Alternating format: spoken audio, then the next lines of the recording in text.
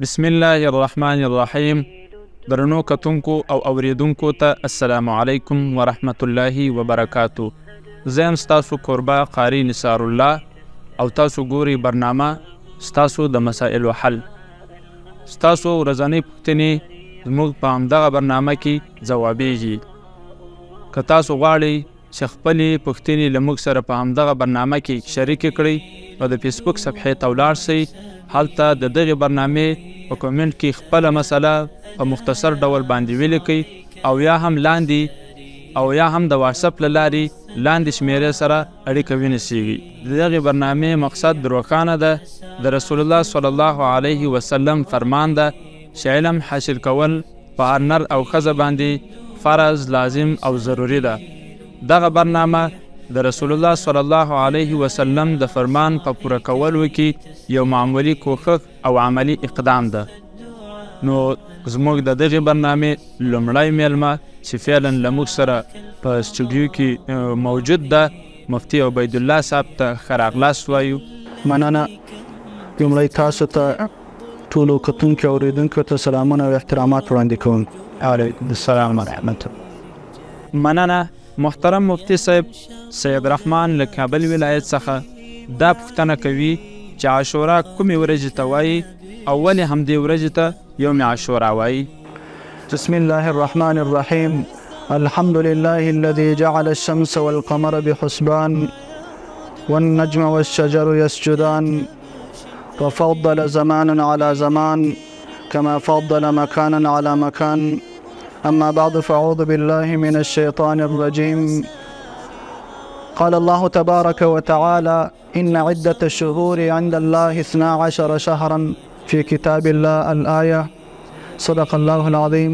مخکې تر دې ستاسو پوښتنې ته ځواب ووایم غواړم چې یو څو مختصرې خبرې وکړم. الحمدلله لکه څنګه چې تاسو ته معلومه ده زموږ جامعه ریاض العلوم کابل په ډېر لنډ وخت کې خلکو ته، جامعې ته، ولس ته ښه مثبت خدمات په اعلی معیار کې خدمات وړاندې کړل. هغه که په عصري علومو کې وي، که په دیني علومو کې وي، په هر بخش کې ښه خدمات وړاندې کړل. همدا وجه ده چې مراجعین یې ورځ تر بلې ډېرېږي. تقریبا تاسو ته معلومه ده چې زموږ د جامعې دا دویم کال ده. تر 1500 شاګردان زیات دي. خو لا هم کم ټول باندې لګولی کېدای شي چې 2000 3000 ته دې رسېدلي وای. خو یو ارمان، یو توقع، یو امید چې له ما سره و هغه دا و چې موږ عامو خلکو ته، عام ولس ته، عامو مسلمانانو ته که ذکور وي که اناث وي دې ته خدمات وړاندې کړو. یعنې دوی دیني مسایل حل کړو، دوی دیني پوښتنو ته جوابونه ووایو. خو الحمدلله نن د همدې برنامې له لارې زه کولی سوای چې خپل عامو مسلمانانو ته، عام ولس ته خدمات وړاندې کړم. او عام ولس د موږ له جامعې څخه، د موږ له استادانو څخه، له موږ څخه استفاده وکړي. او عام ولس ته دا وایم چې دغه زرینه موقع د له لاس څخه نه ورکوي، د دې زرینه موقع څخه د استفاده وکوي. له هر استاد څخه هر میلمه چې دلته راځي په خپل وخت به انشاءالله تاسو پوښتنو ته ځواب ووایي او تاسو خپلې پوښتنې ځینې کوئ. ځکه الله جل جلاله فرمایي اعوذ بالله من الشیطان الرجیم فاسألوا اهل الذکر ان کنتم لا تعلمون. که چیرې تاسو په یو مسله کې خپل معلومات نه وي، د اهل ذکر څخه، له علماو څخه په دې باره باندې پوښتنه کولی سو. بخاري شریفه کې روایت ده یو صحابي په سر باندې زخمی سو، بیا له دې وروسته احتلام ورته ورسېدی. کله چې له نورو خبرو سره، له نورو ملګرو سره خبره شریکه کړله او ورته الغسل وکړه، خو له دې غسل څخه دته دا ضرر ورسېدی چې هغه سبب دی د مرګ شو. نبی علیه الصلاة والسلام چې په دې واقعه باندې خبر سو نو بیا یې وویل قتلوه قتلهم الله الم یکن شفاء العی السؤال. د کوم څوک چې په یو مسله باندې نه خبرېږي، نه وي خبر، د هغه لپاره خو بس سوال کافي ده. هغه باید سوال وکوي، له خلکو، له علماو څخه پوښتنه وکوي.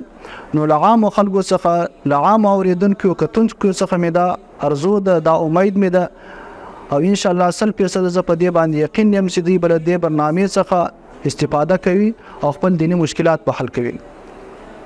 اوس راځو د دې ورور پوښتنې ته. دې ورور دا پوښتنه کړې وه چې یوم عاشورا کومې ورځې ته ویل کېږي. بخاري شریفه کې د عبدالله ابن عباس رضی الله عنه په حواله باندې روایت ده. هغه فرمایي امر نبی صلی الله علیه وسلم بصوم عاشوراء یوم العاشر رواه البخاری او مسلم په ترمذی. له حدیث څخه واضح معلومیږي چې یوم عاشوراء د محرم د میاشتې لسمې ورځې ته ویل کیږي. محرم هغه میاشت چې د هجري قمري کال لومړی میاشت اوله میاشت ده، د دې لسمې ورځې ته یوم عاشوراء ویل کیږي. همدارنګه مصباح المنیر کې، لسان العرب کې، المغنی ابن قدامه، همدارنګه نورو کتابو کې یوم عاشوراء د محرم لسمې ورځ ته یوم عاشوراء ویل. او د دې دوه ورور دویمې پوښتنې ته به دا ځواب ووایو چې دی وایي دې ته یوم عاشوراء ولې ویل کیږي. په دې کې علماو مختلف اقوال نقل کړي دي، خو زه بعضې اقوال راخم په دې خاطر دې ته یوم عاشوراء ویل کیږي ځکه دا د محرم لسمه ورځ ده. وقیل لانه عاشر کرامة اکرمه الله بها هذه الامه. دا یو لسم کرامت ده، یو لسم انعام ده چې الله پاک دغه امت ور باندې خاص کړی ده، نو له همدې وجې دې ته یوم عاشوراء ویل کیږي. جزاک الله خیره. یو جهان مننه. محترم مفتی صاحب، ذاکر الله له جلال آباد څخه دا پوښتنه کوي چې د عاشوراء ورځ خاص په همدې امت کې بهتري او فضیلت لري او که مخکینیو امتونو کې هم د اعزاز او تعظیم خاونده وه. د دې ورور د دې پوښتنې په جواب کې ودا وایو چې عاشوراء ورځ نه یوازې په اسلام کې، نه یوازې په امت محمدي کې، نه یوازې په همدې امت کې خاوند د فضیلت او بهتري ده، بلکې په مخکینی امتو کې، یهودو کې، نصاراو کې، حتی مشرکینو د قریشو کې په دې کې هم خاوند د فضیلت ونه. امام مسلم رحمه الله په حواله د عبد الله ابن عباس رضی الله عنه باندې روایت نقل کوي.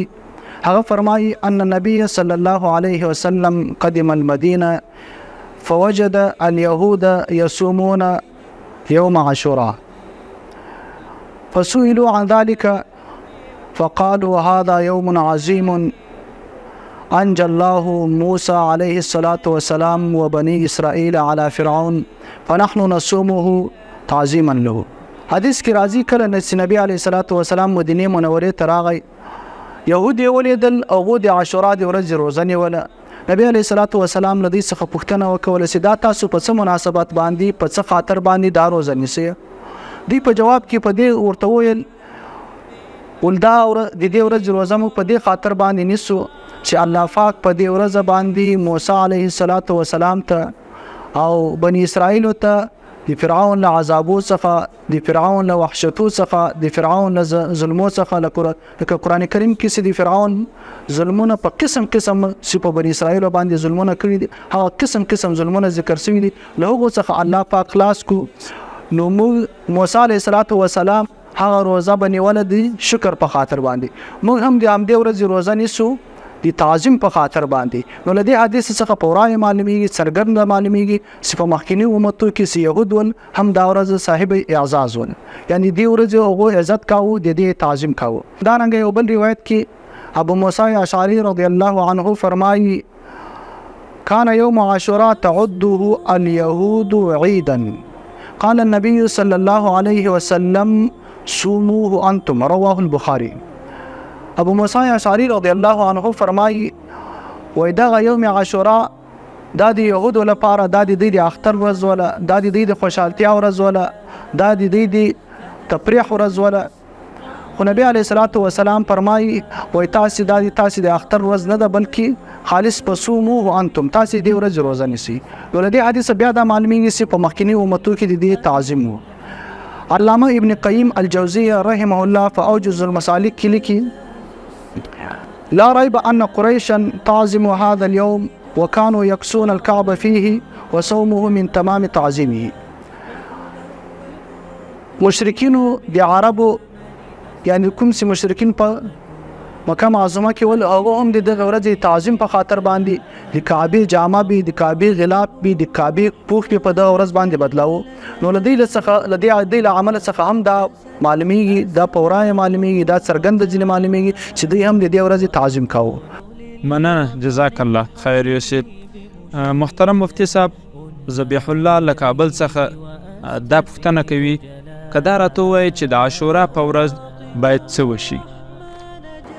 د دې ورور په د پوښتنې په ځواب کې دا ووایو چې د عاشورا ورځ الله جل جلاله یو معظمه یو بهتره ورځ پیدا کړې او الله جل جلاله د مسلمان هر ثانیه هر وخت بغیر د الله له ذکر څخه باید په هر ثانیه کې په هر ساعت کې په هر وخت کې د مسلمان له الله سره تعلق وي. لکه الله جل جلاله د مسلمانانو لپاره په کال کې 2 اختره ګرځولې دي، دا د دې د خوشحالتیا لپاره، دا د دې د تفریح لپاره، دا د دې د سیاحت لپاره. خو الله پاک بیا هم مسلمان دغه سینه د پرېخي د هغه لپاره ځانګړی عبادت چې د اختر لمونځ ده، د کوچنی اختر ځان ته لمونځ ده، د لوی اختر ځان ته لمونځ ده، تکبیرات تشریق دي. نو الله هر کله دا غواړي چې د مسلمان د یو انسان تعلق له الله جل جلاله سره باید وي. نو دا هم یو معظمه بهتره ورځ ده. په دې ورځ باندې هم باید د الله جل جلاله تعلق ختم نشي، له الله سره تعلق برقرار پاتې شي. هغه که په اذکارو کې باندې وي، که په تلاوتو باندې وي، که په عباداتو باندې وي. خو لیکن د دې لپاره خپل مخصوص عبادت ستا، مسنون عبادت ستا چې روزه نیول دي. په دې ورځ باندې روزه نیول مستحب او مسنون عمل ده. نبی کریم صلی الله علیه وسلم بخپل هم د عاشورا روزه نیوله او بل څوک به هم پر دې باندې باعث کول چې د عاشورا روزه ونیسي. البته کوم کارونه چې پر رسم و رواج باندې، پر عادت باندې، په خپل خواهشاتو باندې بناوي، هغه لکه موسوعه الفقهیه کې لیکلي دي، لکه احتفال، اکتحال، اختضاب، یعنی محفلونه جوړول، یا په یو ضعیف روایت کې راځي سترګې تورول. په یو روایت کې راځي که چا په دغه وخت کې په اسمود رونجو باندې سترګې تورې کړي، بیا به سترګې له سترګو څخه به هېڅکله هم بیا د شکایت ونه کوي. دا روایت ضعیف.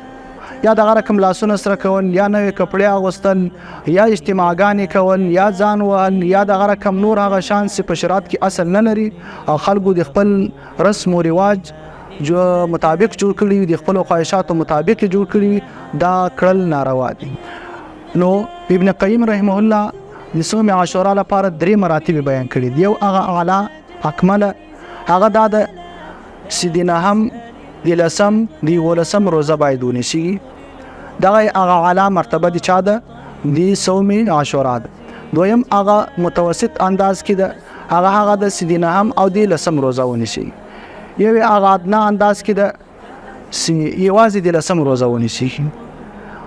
نبی کریم صلی الله علیه وسلم د دې ورځې په فضیلت کې فرمایي: افضل الصيام بعد رمضان شهر الله المحرم، رواه مسلم. تر رمضان تر میاشتې وروسته بهتره میاشت، بهتره روزه هغه د عاشورا روزه ده. خو البته دا مال مخکې په مخکینو امتو کې هم ول یهودو به یوازې د لسم روزه نیوله.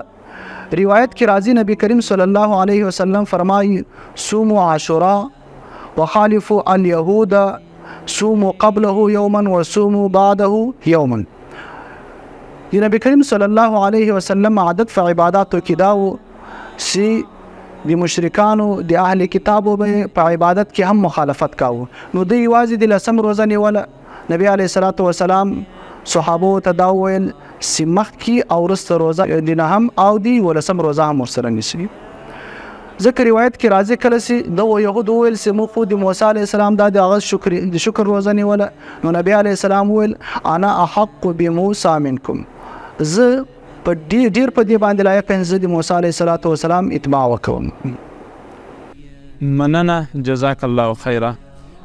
محترم مفتی صاحب عبدالمقیم له لوګر ولایت څخه دا پوښتنه کوي چې په خلکو کې دا مشهوره ده چې د عاشورا په ورځ خلک 7 قسمه خواړه تیاروي د دې لپاره چې الله پاک یې باقي ټول کال نفقه پراخوي. آیا دا حقیقت لري او کنه؟ کدا را توضیح کړئ. د دې ورور د پوښتنې په جواب کې دا بالکل حقیقت لري. حدیث شریف کې راځي نبی کریم صلی الله علیه وسلم فرمایي: من وسع على عياله يوم عاشورا وسع الله عليه السنه كلها. کچيري یو سړی په اهل او عیال باندې خرچه وکوي، نفقه ور باندې زیاته کی، لکه تاسو ویل چې په خلکو کې دا رواج ده چې وو قسمه خواړه تیاروي او په دې نیت تیاروي د تبرک نیکوالي په خاطر چې الله پاک باقي کال ټول کال نفقه پراخه کې. دا بالکل حقیقت لري، په حدیث باندې ثابت ده. ولو که د حدیث په بعضو طرقو باندې کلام ستا، خو هغه له وجې د کثرت طرقو بیرته مرتبه دي حسن ته رسیږي، هغه قوي بلل کېږي، پروا نه لري. مننه، جزاک الله خیره. جناب مفتی صاحب د موږ اولنۍ میلمه و، زموږ برنامه تر همدغه ځایه پورې وه. یو وارې بیا په تکرار سره دا خبره کوو که چېرته غواړئ چې زموږ په دغه برنامه کې خپل مسایل شریک کړئ زموږ د فیسبوک صفحې ته ولاړ شئ او هلته د دغې برنامې په کومنټ کې د خپله مسله په مختصر ډول باندې ولیکئ او یا هم د واتساپ له لارې په لاندې شمېره له موږ سره اړیکه ونیسئ. تر بیا پورې د خدای په امان.